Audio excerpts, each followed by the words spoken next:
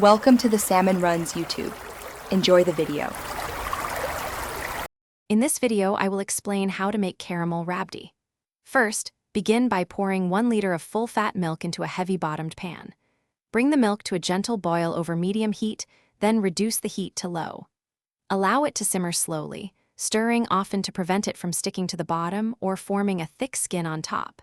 Continue this process until the milk has reduced by about 1/3 of its original volume, becoming noticeably thicker and creamier. Next, let's prepare the caramel.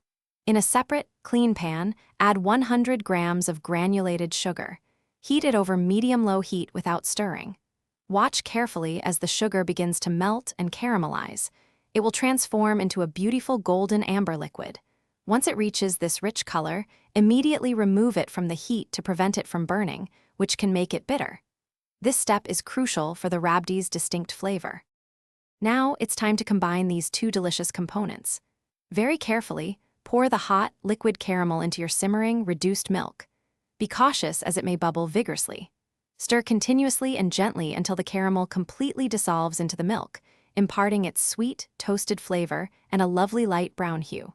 Finally, stir in about 1/4 teaspoon of green cardamom powder for an aromatic finish, enhancing the overall taste. After adding the caramel and cardamom, continue to cook the rabdi on low heat for another 5 minutes, allowing the flavors to meld and the mixture to thicken slightly more.